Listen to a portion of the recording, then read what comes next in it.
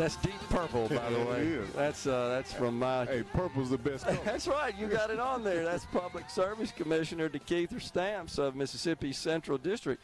Got your purple Public Service Commissioner medallion to shirt with your name as the commissioner. That looks good on you, man. Thank you. Thank you. Is this your family back behind you as well? My daughter's there, and it's Central District staff. Yeah, that's awesome. Well, appreciate you coming on, as always. So, did you speak today? Yes, sir. Okay. And what was your message? Our message was it's time for Mississippi to get to work even more. Absolutely. We're starting to move forward, but we will only be as productive as we need to be in the global marketplace if we produce more. Yeah. And we got to take the talent we got, fill the positions that are in place, but set the groundwork for future success. So that's what we're focused on at the Public Service Commission. You know, Commissioner, you're so right. And I think 10 years ago, when you think about energy and power, most people were focused on how do we get the cost down, right? That was the big, and that's still, of course, important. Of course, we want affordable energy, but now it's become a matter of national security. That's right.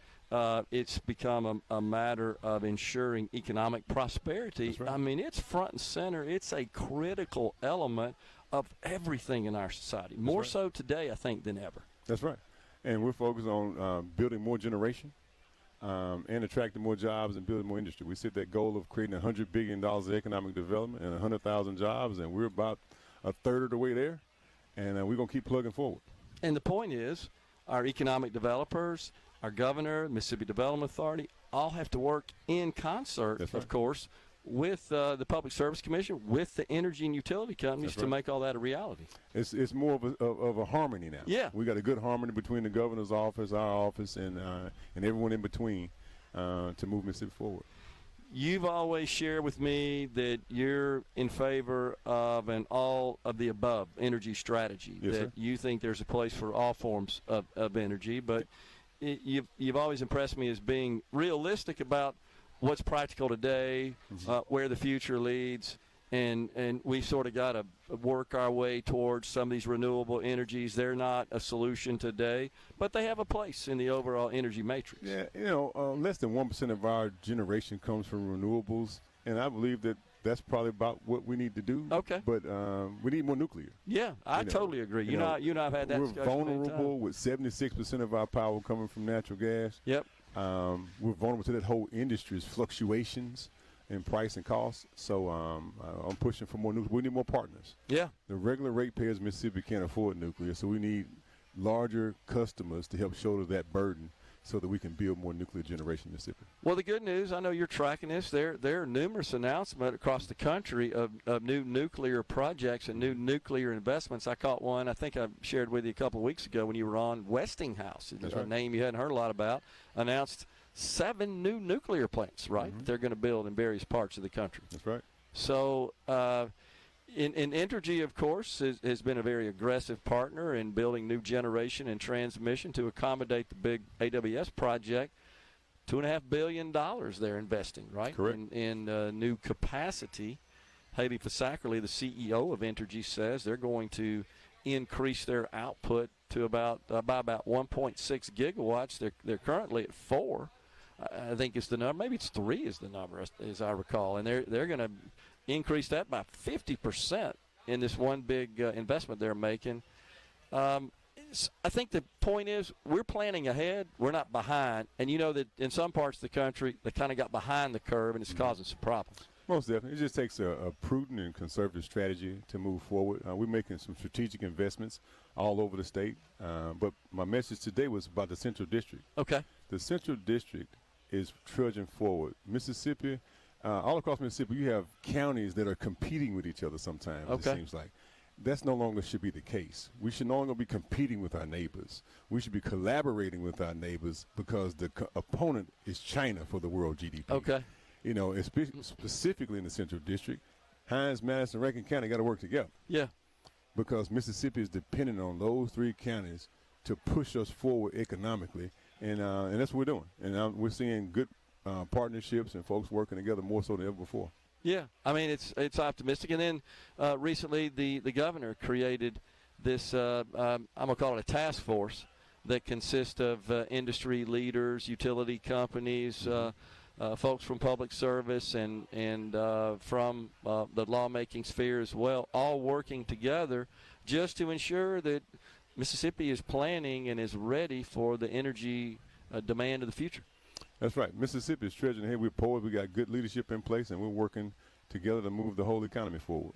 Anything in particular, Commissioner, that you'd like to see the legislature do that relates to your duties as a public service commissioner? Is there something we need to be working on in Mississippi just to make sure that all Mississippians have access to affordable, abundant energy?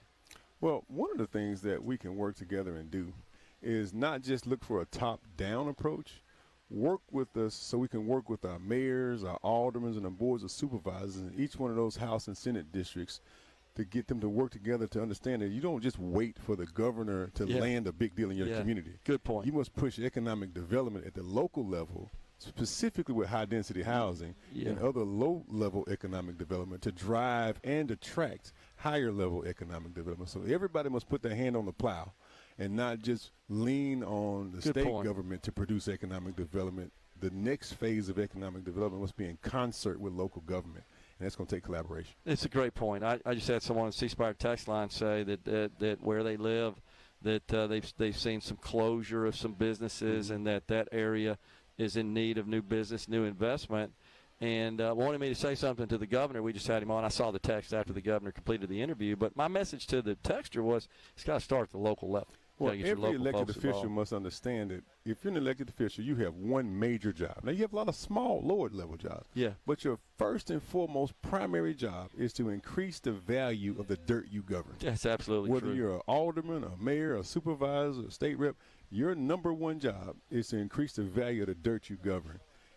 That should be your focus, and that should drive your work on a daily basis. And that's the message we're putting out there, and not just wait for the state. We need folks that's thinking differently at the local level to drive the economy forward. It's so true. Everything stems, flows, emanates from that. When you're growing your economy and you're prospering, all outcomes improve, whether they're education or housing or recreation, infrastructure. Everything gets better when you're growing the economy because you just have more capital to invest in those endeavors. That's right. And people are making more money as a result of that. Everything flows from that. I think too many of us are looking at what goes on in Washington, D.C., and not focuses what's going on in your zip code. That's a good point. And what you can do to affect change inside your zip code. Yeah. And Mississippi has, as I was talking to the governor about earlier, we have such a fantastic story to tell. We just got to tell it. You know, you just can't sit back and expect that everybody knows how great it is here. They often have, unfortunately, a negative misconception that we've got to overcome. But once they see it and feel it and meet our people and come here, they say, wow, we had no idea. And then we're off to the races. That's right. Even here in the Neshoba County Fair. Absolutely.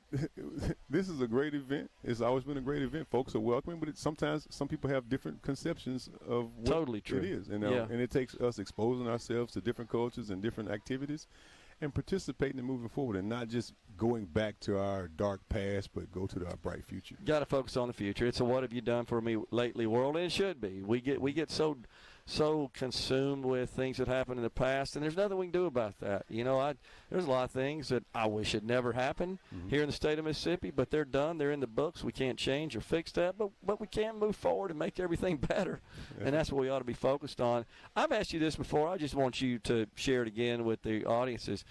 There are two other commissioners. That's the way our system works. There are 3 districts, and those map to 3 commissioners. Same for transportation. You guys do really work cooperatively quite a bit. Even though we're elected by districts, my vote affects the northern district and the southern district just as much as their district does, and so does theirs in my district. So we all work collaboratively to work things together. And do you guys have regularly scheduled meetings, Commissioner? On the first Tuesday of the month. Okay. Next Tuesday, so you get together. We get together. We can't talk between meetings, but our staffs work well together to resolve issues. So you get together, and each of you, I assume, brings kind of your issues to the table, to the discussion, your agenda, and you work through those. And I suspect that in many cases, if there's action needed by our legislature, you guys will work together on making a proposal, a recommendation to the legislature. One thing that we pushed forward together is to get the first responder label broadened to include utility workers. Yeah. Because those linemen, those sewer workers, their role in providing safety and security is just as much as other roles that are out there. And those linemen who leave their home in the middle of the night to go fix power lines, it takes courage. And the same thing with the rest of the utility workers. They should be recognized in that first responder conversation, because hats off to the law enforcement. They do a yeoman's job. Yeah. But until those lights come back on, until that water comes back on, you truly don't feel totally safe. You're right. We rely on them heavily, and we are grateful and appreciative to what they do, because they can get called at any time, day or night, and sometimes adversarial conditions that they have to work through as well. Yep. Public Service Commissioner for the Central District of Mississippi, DeKeither Stamps, has been our guest. Good to see you, Commissioner. Thank you, sir. Yes, sir. We're stepping aside for a break. When we come back, it's the Commissioner of the Department of Public Safety, Sean